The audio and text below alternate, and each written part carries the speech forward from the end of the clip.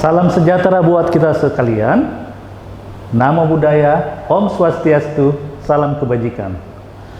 Bagaimana kabarnya ibu-ibu, teman-teman sekalian? Baik.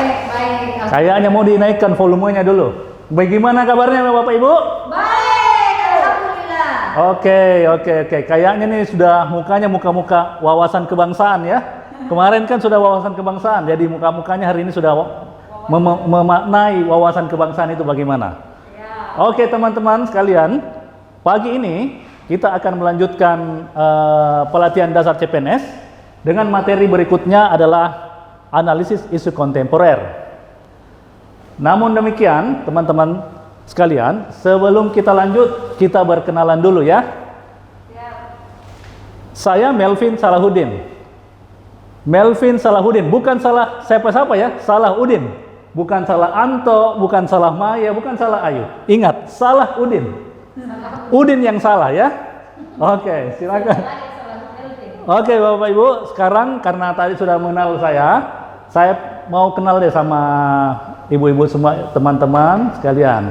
Yang ini kayaknya ini namanya Jennie Blackpink ya? Bukan Bu ya? Saya Kartika Blackpink, Pak. Oh, Kartika Blackpink. Oke. Ini Jennie, Lisa Blackpink ya. Oke. Elisa Black. Oke Bu, silakan Bu. Namanya siapa? Nama saya Asriana. Oke. Saya dari Dinas Pendidikan, Pak. Oke, dari Dinas Pendidikan. Sudah berapa lama masuk kerja Bu? 3 bulan? Enggak? Iya. Oke. Iya. Silakan, yang berikutnya. Nama saya Pak Yuyun. Oke. Sama dengan nama istri saya. Silakan. Saya dari Kesehatan, Pak. Oke. Kebetulan sudah bekerja kurang lebih setahun di Dinas Kesehatan. Oke. Terima kasih ibu-ibu semua. Kita lanjutkan mata pelatihan kita. Halo. Iya Pak, ya siapa? Oke, makasih. Kita pusatkan perhatian ke sini ya. Oke. Bapak Ibu sekalian, seperti yang saya sampaikan tadi, kita akan melanjutkan sesi pelatihan kita yaitu analisis isu kontemporer. Kemarin saya sudah melakukan survei kecil-kecilan di salah satu kafe, ada 20 orang saya survei tentang apa sih menurut mereka isu kontemporer yang saat ini. Dan hasilnya adalah di kafe itu ada rata-rata adalah milenial waktu itu. Dan hasilnya bagi mereka yang paling teratas menurut mereka yang paling isu paling kontemporer saat ini adalah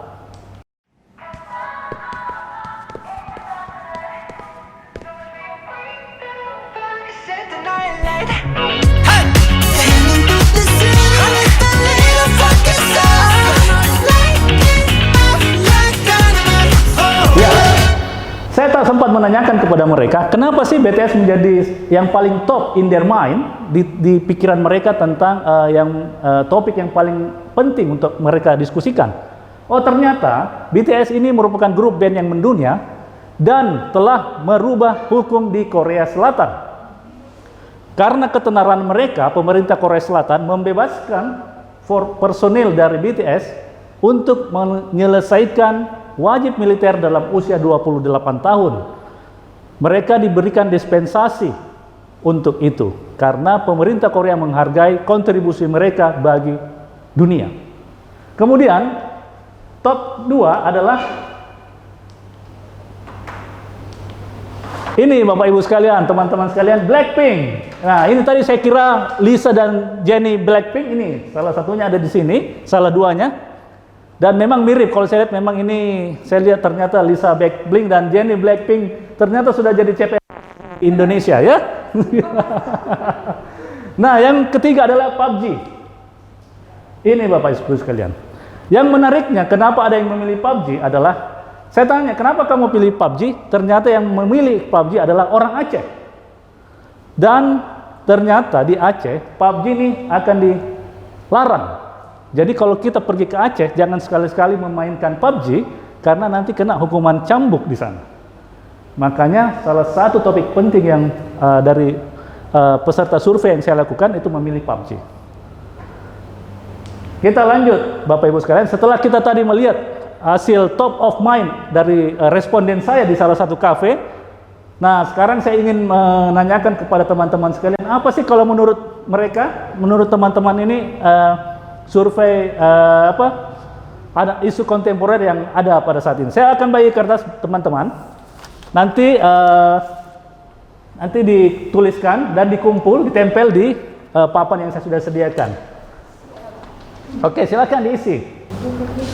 Ya, ditempel di sini Bapak Ibu ya. Oke.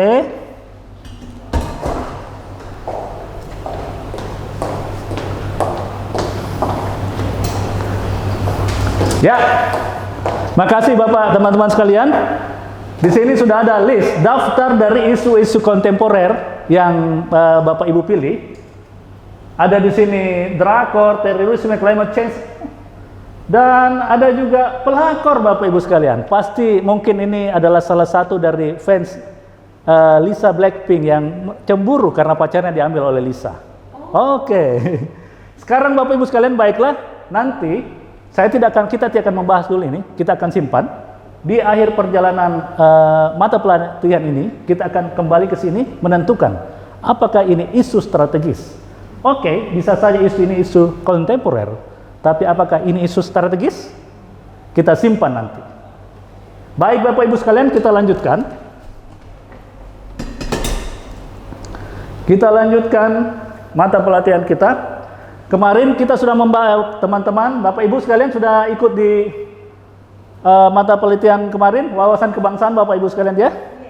Jadi hari ini keterkaitan dengan materi pelatihan hari ini adalah kemarin Bapak Ibu di Wasbang itu membahas tentang hakikat Ibu sebagai PNS. Bapak Ibu datang dari latar belakang yang berbeda dan sekarang memilih PNS, tentu hakikatnya menjadi PNS dan bagaimana melihat Indonesia sebagai suatu kesatuan bangsa dan negara kita. Kemudian di isu strategis ini kita akan membahas, mengelaborasi bagaimana isu-isu yang ada di sekeliling kita itu apakah strategis atau tidak. Kita akan mengelaborasi bagaimana menentukan isu-isu tersebut menjadi isu strategis atau bukan. Kita akan menggunakan alat bantu, metode analisis ada beberapa nanti. Makanya kita pasang di sini adalah metode ilmiah yang kita pakai. Saya lanjut Bapak Ibu sekalian. Nah, kenapa sih kita harus pelatihan ini, mengikuti pelatihan ini?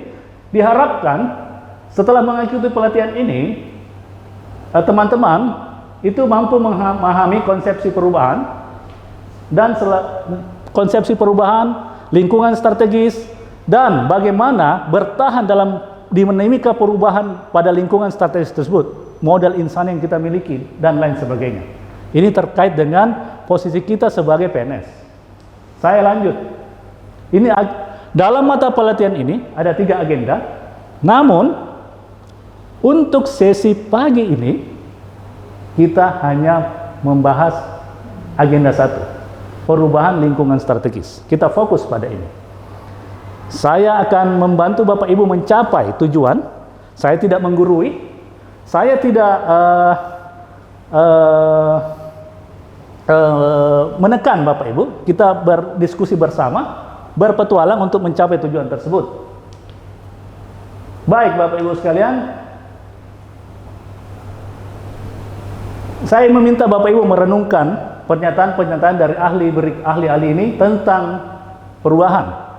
Jadi yang pertama itu adalah jangan selalu menganggap bahwa masa depan itu adalah kelanjutan dari masa lalu.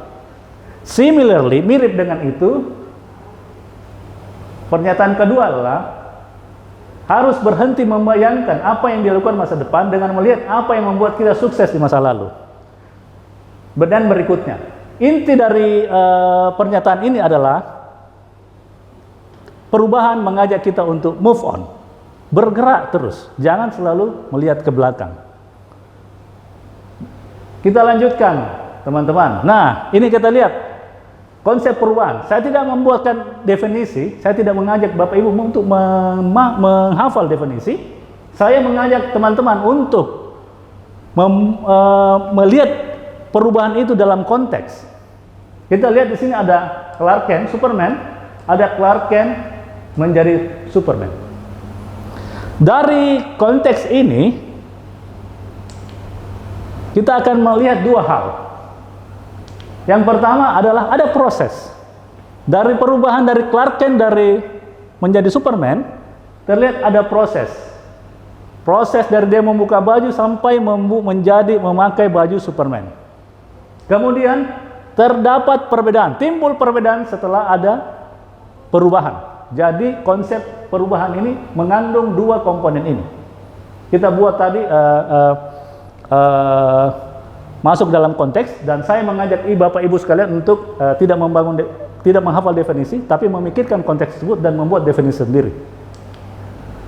Satu yang pasti adalah perubahan adalah satu keniscayaan, selalu bergerak, selalu terjadi, tidak bisa ditahan. Perubahan akan selalu terjadi. Ini adalah keniscayaan. Namun perlu diingat Bapak Ibu sekalian bahwa perubahan yang kita maksud di sini adalah perubahan ke arah yang lebih baik. Kita lihat dari ilustrasi ini, ada orang yang sibuk mengangkat batu dan ada orang lagi yang sibuk menawarkan bantuannya tapi terlalu sibuk untuk bekerja. Padahal sudah ada perubahan yang terjadi. Mereka menolak perubahan yang terjadi, padahal perubahan tersebut dapat membantu hidupnya. Dan untuk konteks Bapak Ibu sebagai PNS, ada beberapa lingkungan strategis, beberapa tingkatan lingkungan strategis yang didefinisikan oleh Uri Brenner. Jadi sebagai PNS, Bapak Ibu berada di sini, di spektrum ini, individual, dan dikelilingi oleh beberapa tingkatan. Ada tingkatan family, community, society, dan global. Dalam perubahan ini terjadi spektrum yang bertingkat-tingkat, dan mau tidak mau kita akan sebagai PNS terlibat dalam perubahan tersebut. Kita seperti ilustrasi tadi, jangan menolak perubahan tersebut, karena perubahan dapat membantu kita. Namun di sisi lain, perubahan itu juga bisa berdampak negatif. Pengaruh-pengaruh dari luar bisa membuat Bapak Ibu tidak dapat lagi melaksanakan tanggung jawab sebagai PNS. Karena kita tadi berada dalam spektrum tersebut, maka terdapat pengaruh eksternal dan pengaruh internal. Kenapa pengaruh internal? Karena kita berada dalam perubahan itu, kita akan melihat apakah saya mau terlibat dalam perubahan itu, terdampak pada perubahan itu, atau saya yang akan mewarnai perubahan itu. Pengaruh eksternal tetap datang, mau tidak mau, suka atau tidak suka, tetap terjadi dan menghantam kita. Bagaimana menyikapi pengaruh-pengaruh tersebut? Nah, kita lihat ilustrasinya. Pada saat ditanya, who wants to change? Everyone raise their hands. Tetapi ketika ditanya siapa yang mau berubah, tidak ada yang mau berubah. Oke? Ini salah satu yang kita perlu renungkan. Apa modal kita untuk bertahan dalam perubahan tersebut? Adalah ini Bapak Ibu sekalian, modal insani. Sebagai manusia kita punya modal di dalam diri kita dan lain-lain sebagainya, dan modal insani itu mengandung ini Bapak Ibu sekalian, pengetahuan, emosi, sosial, ketabahan, etika moral, kesehatan fisik, dan jasmani. Tapi dari semua itu jangan lupa bahwa kemanusiaan adalah yang paling penting. Humanity is greater than your status. Nah, dari pembahasan kita sama-sama tadi, saya mengajak Bapak Ibu sekalian untuk melihat. Tadi Bapak Ibu lihat dari perubahan tadi. Kalau menurut Ibu, dari konsep perubahan apa menurut Ibu itu perubahan? Coba mungkin Ibu yang dari Dinas Pendidikan tadi, siapa Bu?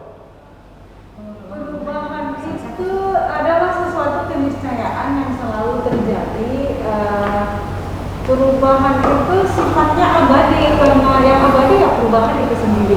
Oke, jadi menurut Ibu ada dua hal, perubahan ada keniscayaan dan selalu terjadi ya. Baik, kalau menurut Ibu dari kesehatan, perubahan itu bagaimana? Perubahan itu ada dua Pak, dari yang kurang bagus menjadi bagus, atau yang tidak bagus menjadi tidak bagus. I love it. Selalu ada dua yang bertolak belakang. Ada perubahan dari tidak bagus menjadi bagus dan ada bagus dan menjadi tidak bagus. Dan tapi dalam konteks ini kita harus selalu memilih bahwa ada perubahan yang ke arah yang lebih bagus. Baik Bapak Ibu, karena waktu juga kita menyimpulkan bahwa perubahan itu terkait proses timbulnya perbedaan. Selalu ada proses dan kemudian timbul perbedaan. Setuju Bapak Ibu? Siap, setuju. Oke, kemudian PNS berada dalam lingkungan strategis yang berubah. Mau tidak mau kita harus berada dalam konteks itu. Ada yang disagree, tidak setuju? PNS berada dalam lingkungan yang berubah. Dan terakhir adalah PNS menggunakan insani menghadapi perubahan. Jadi ceritanya apapun bentuk perubahan, insya Allah kita bisa. Iya, intinya adalah apapun kita siap menghadapi perubahan, namun jangan lupa bahwa kita menggunakan modal insani menghadapi perubahan itu. Kita mengontrol perubahan itu, berkontribusi terhadap perubahan itu. Demikian Bapak Ibu sekalian untuk sesi ini. Setelah break nanti kita akan masuk lagi. Terima kasih. Assalamualaikum warahmatullahi wabarakatuh.